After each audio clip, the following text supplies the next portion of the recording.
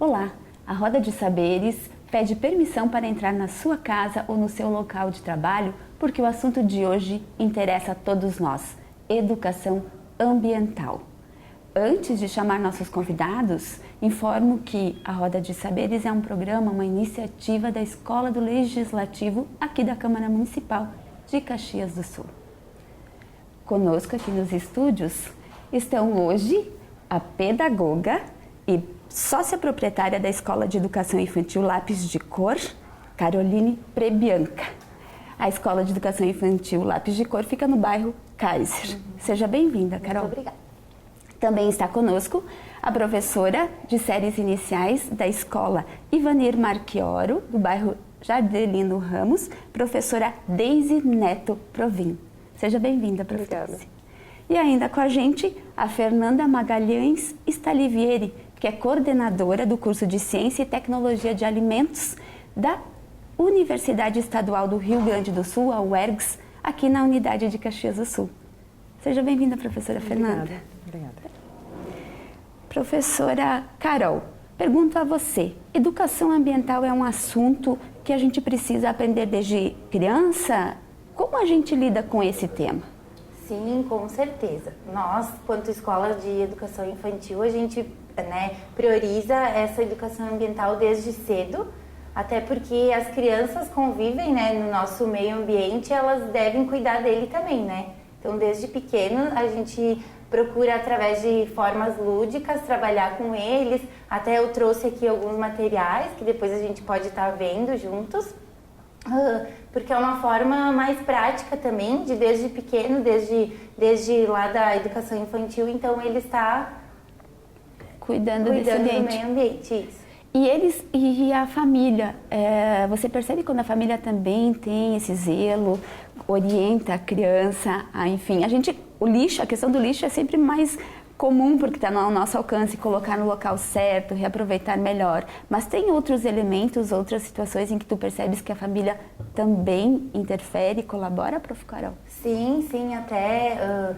eles procuram estar dividindo, separando o lixo corretamente, até porque a gente pergunta para eles também o que eles fazem em casa, porque não é só na escola, a família também deve educar as crianças para que elas já, desde pequeno, eles já consigam ter essa conscientização, Porque se a gente não cuidar do nosso meio ambiente, o que será do nosso futuro, Claro. Professora Deise, lá na Ivanir Marchioro vocês fazem várias práticas também ligadas à ecologia. Os alunos se envolvem, gostam? E quais são elas? Que tipo de exercícios vocês desenvolvem lá? Bom, desde das séries iniciais até os maiores, até o 9º ano, eu acho que todos esses recursos que nos são oferecidos, eles são utilizados e reutilizados para que a gente não precise gastar os recursos oferecidos pelo ambiente de uma forma que a gente não pense a respeito deles, não só a questão do lixo, mas a questão mesmo de consciência ambiental, de todas essas coisas que a gente acaba descartando e que podem ter uma outra utilização. Então, eles são utilizados como material escolar pelos nossos alunos. Desde um trabalho de sala de aula, de cunho bem pedagógico, até a questão de um presente para o Dia das Mães, que foi o que os nossos alunos fizeram esse ano, ou para trabalhar diversos temas. Então, eles são utilizados como material escolar, eles são arrecadados durante todo o ano e aí são utilizados em vários momentos. A Deise está falando também da questão do presente do Dia das Mães, porque até eu acompanhei no Facebook da escola, que é uma ferramenta bem utilizada até pela escola, quero parabenizá-los. Há um presente Dia das Mães que as crianças elaboraram utilizando garrafas PET, e uma flor. Simples e bonito e chamou a atenção, Deise? Chamou a atenção das mães e principalmente porque não foi um presente simplesmente comprado, Foi um presente construído pelos alunos ao longo de várias aulas, A professora de artes desenvolve esses projetos e eu acredito que tenha muito mais,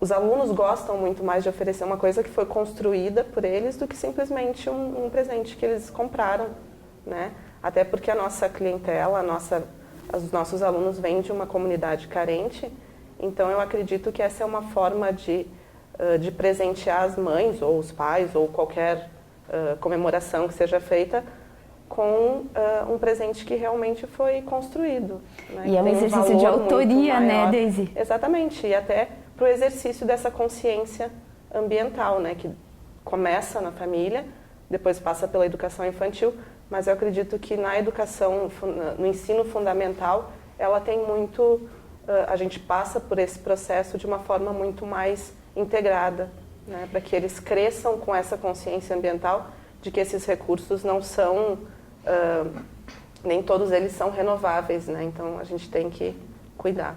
E ali tu pega também ensino fundamental nas séries, tu és prof das séries iniciais, mas também nas séries finais, onde Sim. começa a ter adolescentes, e o consumo, por exemplo, de roupas.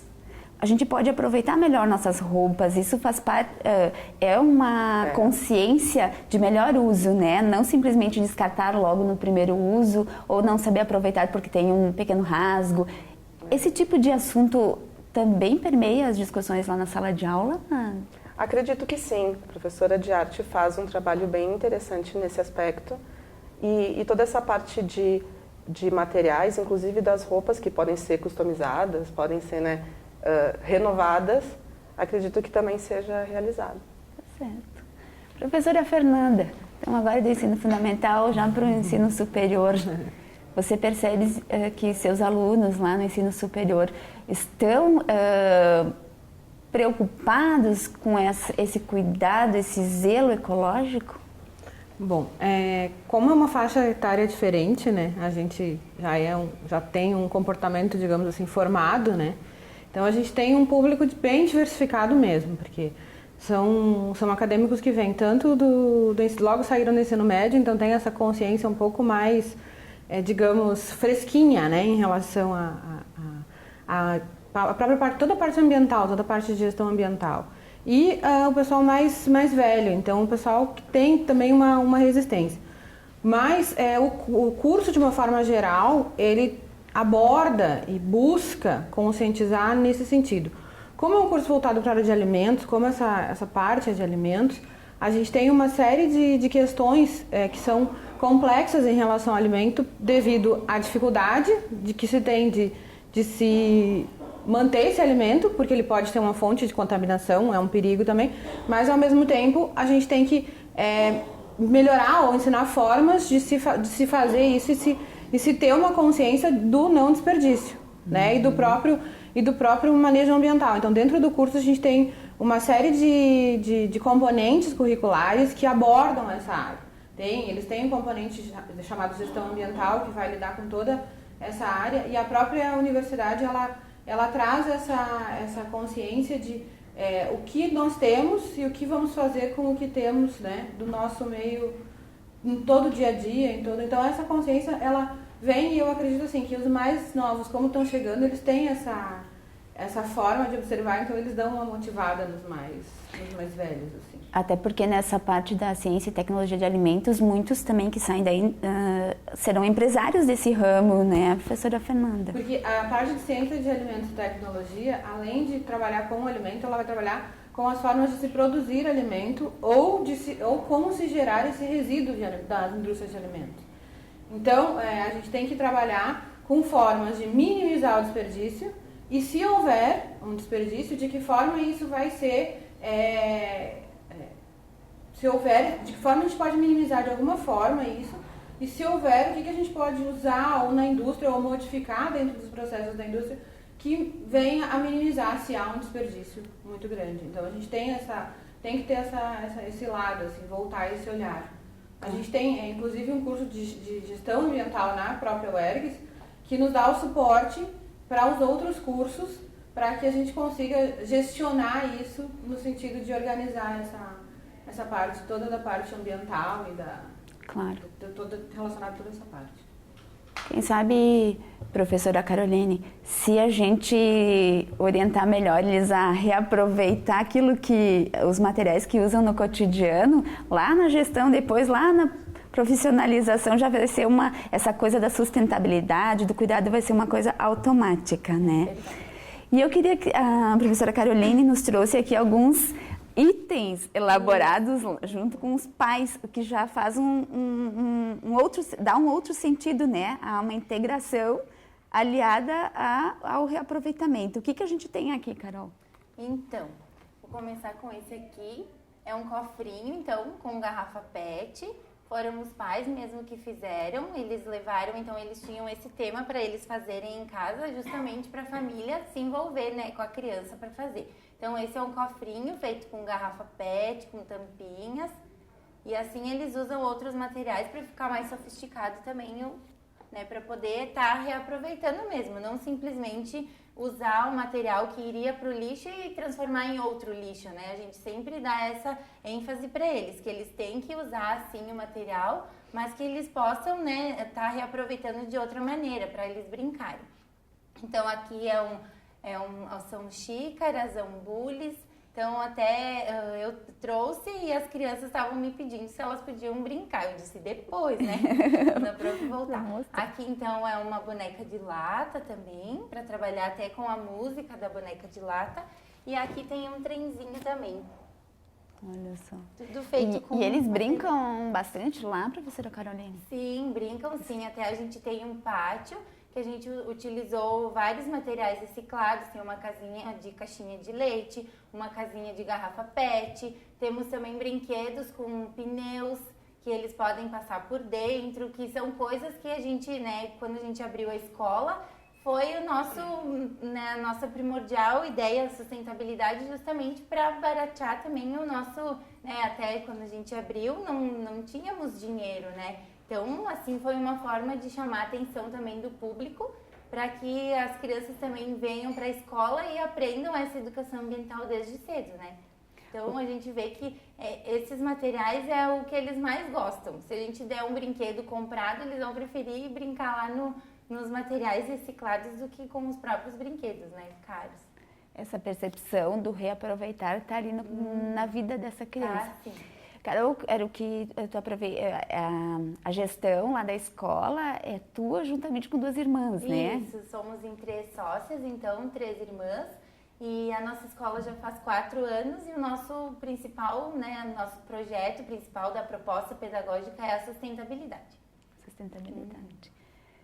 Deise, o adolescente está engajado na consciência ecológica, na defesa ambiental, no cuidado com o outro, né? Porque a gente também faz parte da natureza. Eu acho que o adolescente, assim como a criança, independente da etapa que ela esteja, ou do adulto, ele se engaja naqueles projetos em que ele acredita, né? E aí faz parte do nosso papel de educador, de conscientizar, de mostrar que isso é importante, por que isso é importante. Porque simplesmente se for como uma matéria, um conteúdo ou uma coisa imposta, o adolescente vai se recusar e não vai fazer parte daquilo de uma forma muito concreta, né? Aquilo vai passar como um conteúdo que ele vai esquecer, né? Então acredito que tem que ser uma coisa consciente, que ele participe e que respeite as diversidades, que respeite a história daquele aluno. E eu acredito que na nossa comunidade tem muito disso, o reaproveitamento, o respeito com o pouco que eles têm. E acredito que é por isso que a consciência ambiental, a educação ambiental é possível de ser implantada, principalmente na nossa escola. Eu quero lembrar que o meio ambiente é um tema transversal. Pelos parâmetros curriculares de ensino, não há uma disciplina sobre meio ambiente, e sim é um tema que permeia, acompanha todas as disciplinas. E a Deise comentou agora sobre o envolvimento do professor. Os professores estão envolvidos nessa temática, independente da disciplina, Deise? Acredito que sim, até porque é uma coisa que faz parte da nossa vida, né? Cada vez mais a gente se preocupa em reduzir esses resíduos e aproveitá-los de uma forma mais consciente, mais utilizando mais esses recursos de uma forma, como a Carol falou, não transformando num outro lixo, né, mas transformando realmente numa coisa útil e que a gente consiga realmente ver uma função. Na nossa escola, como nós não temos um pátio coberto, não temos um ginásio, quando chove, os alunos fazem o intervalo num pequeno espaço coberto que nós temos. E aí eles utilizam brinquedos. E esses brinquedos que eles utilizam nesses dias, a grande maioria são brinquedos construídos por eles. Então, acredito que até a questão do cuidado com esses brinquedos parte do princípio que eles construíram. É deles, né? Claro. Então, acho que é daí que parte, é daí que a gente consegue realmente visualizar uma consciência ambiental, que vai ser levada ao longo da vida, né? Que não vai parar ali enquanto escola. E aí evita que esse material vá pro lixo, seja, enfim, associação de recicladores ou aterro, né? Agora a gente vai ver uma matéria que o nosso repórter Rodrigo Moraes fez sobre os caminhos do lixo, que é um projeto desenvolvido pela Companhia de Desenvolvimento de Caxias do Sul e que mostra para a comunidade qual é o percurso que o resíduo faz desde a casa, passando pela associação de recicladores, se ele for seletivo, ou até chegar no aterro sanitário, que é para onde vão os resíduos orgânicos. Vamos conferir a matéria do Rodrigo? O projeto Caminhos do Lixo se dá com a educação ambiental. Hoje o programa Notícias vai acompanhar essa ação social que reflete na construção de uma sociedade consciente. Os Caminhos do Lixo têm o intuito de fazer com que as pessoas levem para suas casas a consciência de que separar o lixo é importante. O percurso se inicia no aterro sanitário, onde se explica como são feitos os processos de 360 toneladas de lixo orgânico para diminuir os impactos ao solo.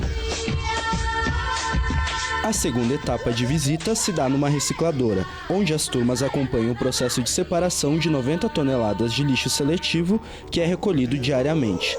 Nessa etapa é mostrada a importância de separarmos de forma correta os materiais reaproveitáveis.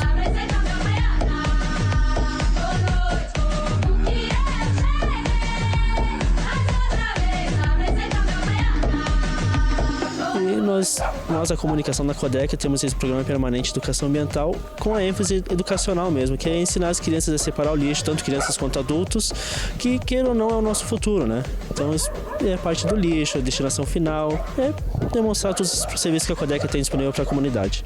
Eu gostaria de falar que eu gostei um monte para nós desenvolver bastante, para nós aprender um monte. Eu gostei, para a gente conhecer mais lugares, pra gente fazer mais coisas sobre o lixo, e eu gostei. Tu vai separar o lixo então em casa agora? Sim. Nós, educadores, temos a tarefa, né? Essa tarefa de desenvolver nos nossos alunos essa consciência cidadã. Que neste momento, lá no programa Bebê Comunidade, a consciência cidadã está diretamente ligada à sustentabilidade, né? Que é o cuidar, para a gente se preparar, porque a gente tem que se preocupar com as gerações futuras, né? Então, este momento de visita de estudos, para a gente entender como é que é feita essa coleta de lixo e o tratamento, faz com que a gente tenha um modo de ampliar a nossa visão e também começar a refletir que tem muitas pessoas envolvidas com essa questão do lixo, né? Olha, eu acho importante a presença das crianças, escolas, universidades virem aqui para ver o nosso trabalho, para ver como é difícil e é importante, porque a separação vem da casa de cada um de nós, né? E o trabalho que a gente faz aqui não é só para nosso sustento, mas sim para Caxias inteira, né? Porque a gente está fazendo o trabalho nosso aqui e colaborando com o meio ambiente de Caxias também, né? Então é isso que eu acho importante, nosso trabalho aqui, como todo trabalho é um trabalho digno como todo outro. As escolas, entidades e instituições interessadas no passeio educacional podem entrar em contato com a Codeca pelo fone 3224-9314. Temos também o Ecoponto, um espaço para que a comunidade descarte seus resíduos eletroeletrônicos e móveis não mais utilizados. A gente chama de lixo de volume. Esses móveis são reutilizados por pessoas que vêm até a Codeca retirá-los e reutilizam. Então é também uma ação social.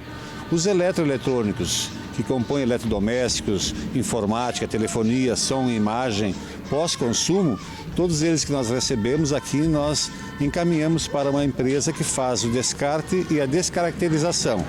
Com isto, nós estamos promovendo a logística reversa e também reutilizando esses materiais para a confecção de novos produtos.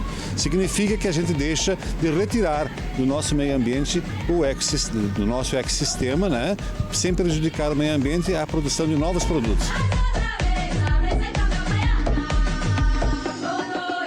Os Caminhos do Lixo Ecoponto são projetos que procuram incluir a comunidade. Faça seu papel de cidadão, separe os lixos e preserve o meio ambiente. Como conferimos agora na matéria que o repórter Rodrigo Moraes fez, são 360 toneladas diárias de resíduos orgânicos, tudo isso produzido em Caxias do Sul. Professora Fernanda, há como reduzir essa quantidade? Sim, há. Exatamente, com orientação, com todo um projeto do consumo sustentável, do consumo da melhor maneira que se faça o consumo e o uso desses alimentos. Sim, tem como se reduzir. Claro, tu vai ter uma quantidade grande de resíduos orgânicos ainda, mas tem formas de se reduzir. Como eu falei, tem formas de se remanejar ou se organizar dentro da indústria de alimentos o próprio resíduo que sai, né, dessa indústria, a quantidade que vai sair, de que forma que ele vai sair e como que ele pode ser utilizado. Hortas ajudam? Ajudam, bastante. Existe o projeto da prefeitura, né, que são as hortas comunitárias, já existem. E assim, o que a gente incentiva são nos projetos de extensão da universidade, não só as hortas, mas o uso de outros alimentos, como por exemplo, a gente tem as punks, que são os alimentos do novo milênio, são as plantas do novo milênio que chamam. Então, são plantas que se tem em casa às vezes e não se usa, por exemplo, na alimentação. Então, tu evita comprar alimentos, tu evita muitas vezes processar a maior quantidade de alimentos. Então, o uso alternativo, ter as hortas em casa, de que forma tu vai manter. Para manter essas hortas, tu pode, né, fazer a compostagem, para fazer adubo, então tu pode usar esse resíduo e não colocar ele só fora para ir pro aterro, tu pode usar ele como compostagem. Então tu tem várias formas de fazer com que tu minimize, sim, essa a casca do alimento, de uma fruta, por exemplo. Eu tenho uma horta pequenininha em casa, em vasos.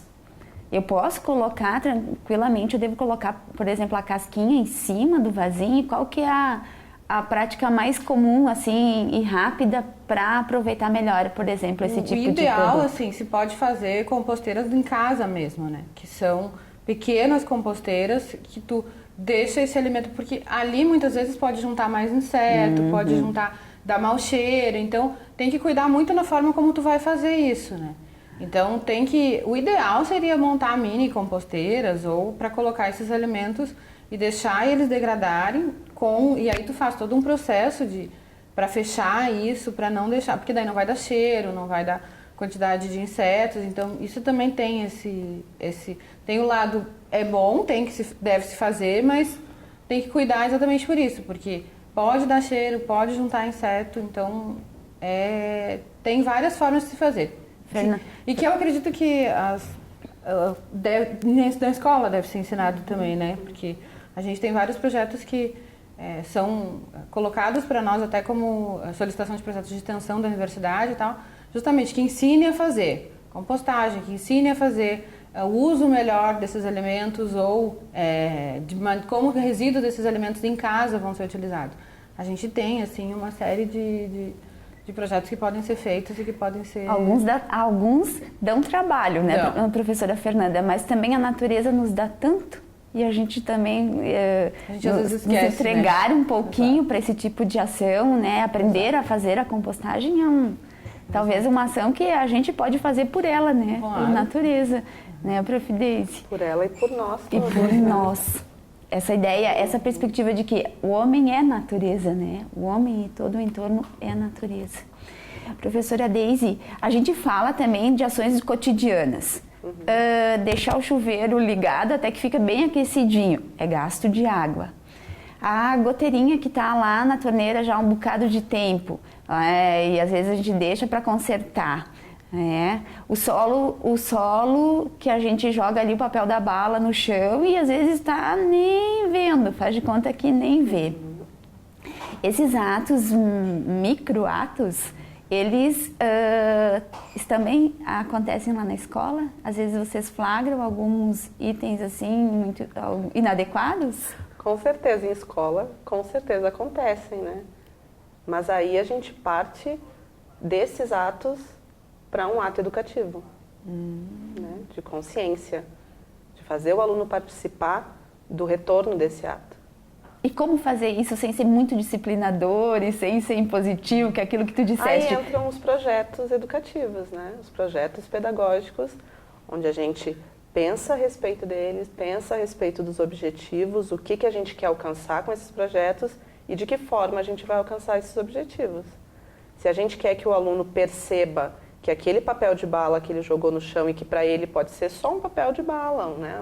É uma coisa única, mas que juntando com todos os outros alunos vai se tornar uma coisa maior, a gente tem que pensar de que forma educativa, de que forma lúdica, de que forma pedagógica a gente faz para alcançar esse objetivo.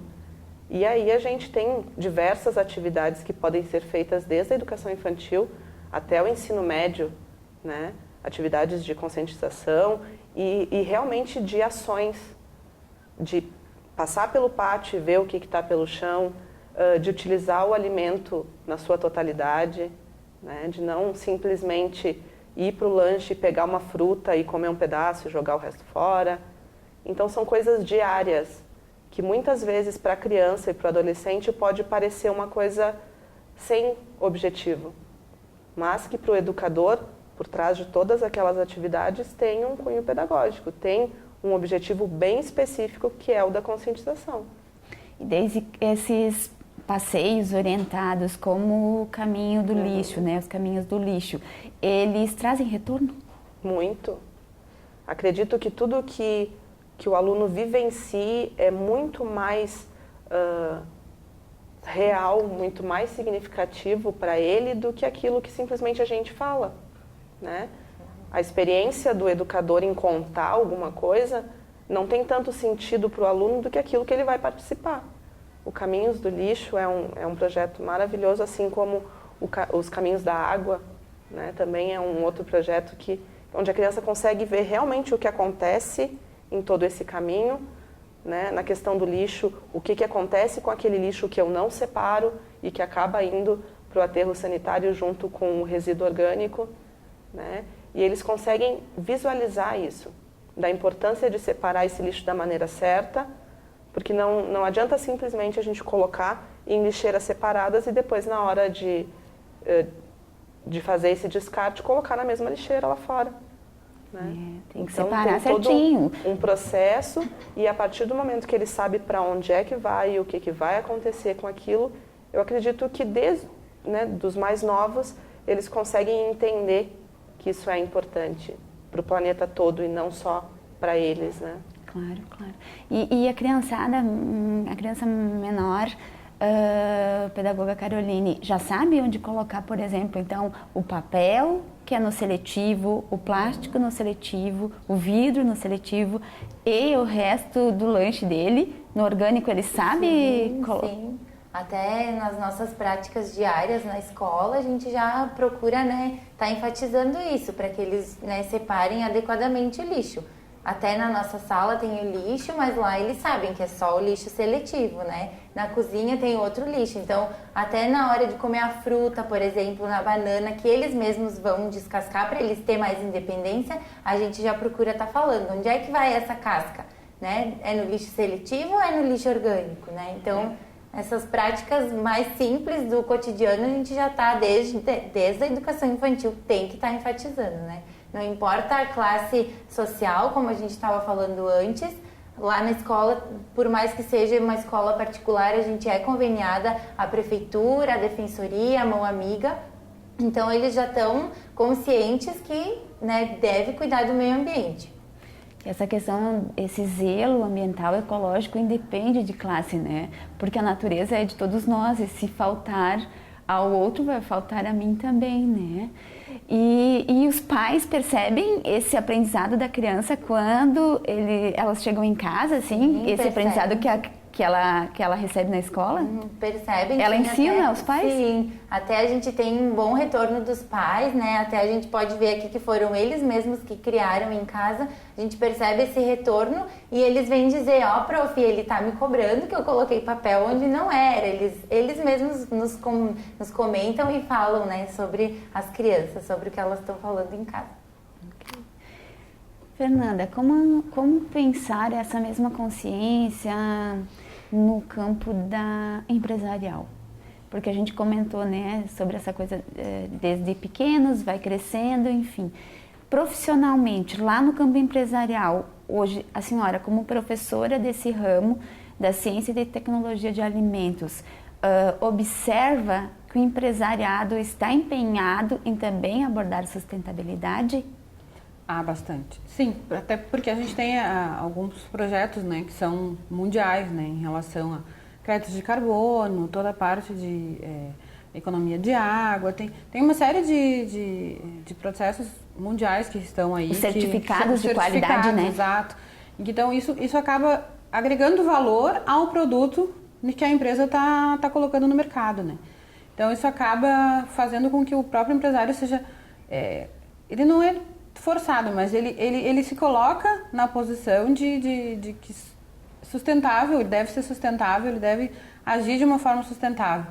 Eu costumo colocar também assim que os meus acadêmicos, né, acadêmicos da universidade de uma forma geral, não só por ser empresário, mas muitos deles vão sair para trabalhar em outros locais.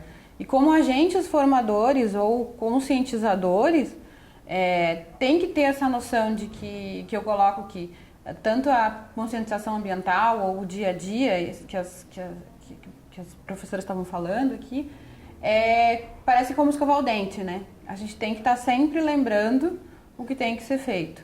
Então, assim, a gente coloca também, existem os projetos de boas práticas de fabricação, boas práticas de produção de alimentos, onde a gente coloca exatamente isso. Como que tu vai descartar o alimento, como que tu vai usar esse alimento. Então, tudo isso tem que ser lembrado sempre.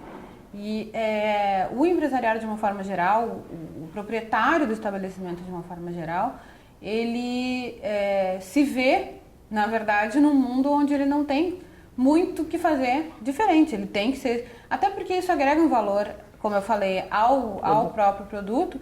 E também em termos de custos, eu acredito, para a empresa dele também, para o próprio negócio dele. E há leis também, né, professora, Exato. que exigem esse cuidado. Exato. Eu aproveito para lembrar que aqui em Caxias do Sul a gente tem uma lei que a gente chama de Política Municipal do Meio Ambiente. É a Lei Complementar 376 de 2010.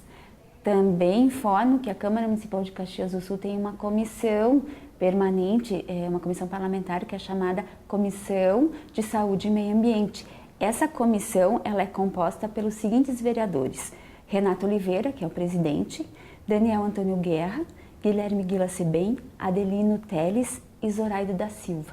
Então as nossas legislações também orientam e exigem que a gente tenha, tanto o cidadão comum quanto o empresariado, tenha uma responsabilidade sobre os cuidados ambientais. A mídia trabalha com uma sedução também, né, Deise? A gente é seduzida à compra, seduzida ao consumo. O professor educador debate com o aluno sobre os riscos dessa sedução quando ela é excessiva? Desse consumo? Desse consumo? Sim, esse debate acontece. Mas eu acredito que até nessa sedução ao consumo aconteça a implantação da sustentabilidade por grandes marcas, né? Eu acho que cada vez mais a gente percebe que marcas estão engajadas na questão da sustentabilidade, na questão das embalagens, né, do retorno ou de utilização de refis.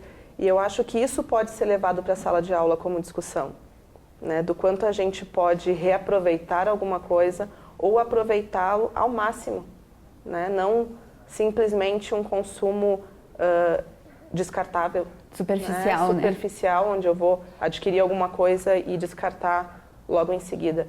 E essas discussões são bem ricas. Lá na Escola de Educação Infantil, o professor também debate a respeito desse universo do consumo. De uma forma mais, né, lúdica, a gente procura também estar discutindo assim, né? Claro, dividindo com a criança também esses riscos. Tá certo. Estamos chegando ao final da Roda de Saberes de hoje. Eu quero muito agradecer a presença, então, da pedagoga Caroline Prebianca, da professora Deise Neto Provin e da professora Fernanda. Muito obrigada pela presença de vocês. Convido você também a contribuir com a Roda de Saberes, dando sua sugestão pelo e-mail escoladolegislativo@camaracaxias.rs.gov.br. Obrigada pela companhia. Até o próximo programa.